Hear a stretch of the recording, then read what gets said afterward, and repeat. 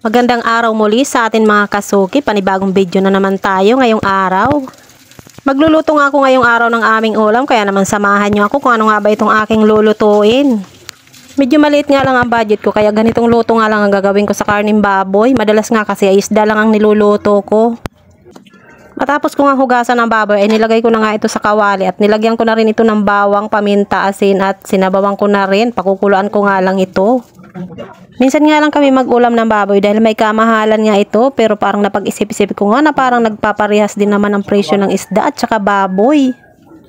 Binuksan ko na nga ang kalan at isasalang ko na nga itong aking pakukuluan at aantayin ko naman ito na matuyo lang yung sabaw.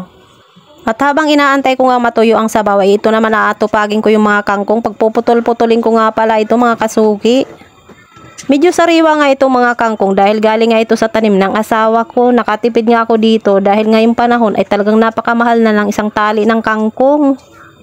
Laking tulong nga at tipid kapag meron tayo mga tanim mga kasuki dahil hindi na tayo bibili at hindi na tayo mamamahalan sa mahal ng gulay ngayon.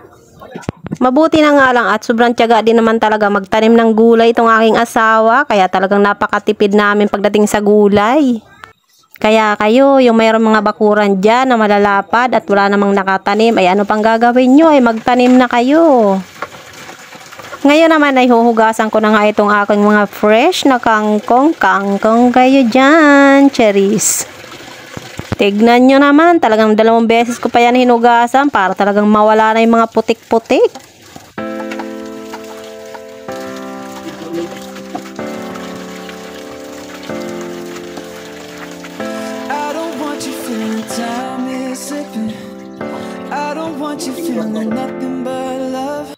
Ngayon naman ay re-ready ko naman yung aking panggisa, kaya hiwain ko na yung bawang, sibuyas at may sili din yan para may kunting anghang.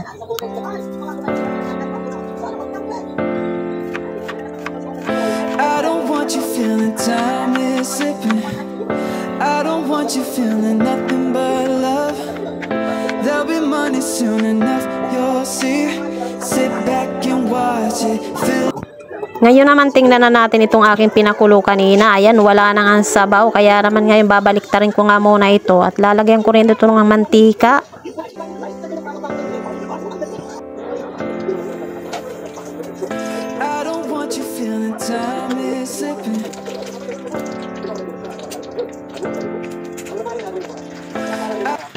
Pinirito ko nga lang ito mga kasuki at medyo nasunog na nga. Kaya naman hahanguin na nga natin. Dapat nga yan mga kasuki, medyo brown lang. Kaya lang hindi na nga brown ang kulay, medyo itim na nga, charis. Kaya ngayon ay maggisa naman tayo ng ating kangkong. Bawang sibuyas lang yan mga kasuki at nilagay ko na nga yung ating fresh na kangkong. Nilagay ko na nga rin ang soy sauce dahil parang adobo style nga ito na medyo mauraanghang lang siya. At ayan na nga ang ating sili na pangpaanghang. At eto na ang ating panghuling ricado, vinegar, at kunting halo-halo lang yan hanggang sa maluto.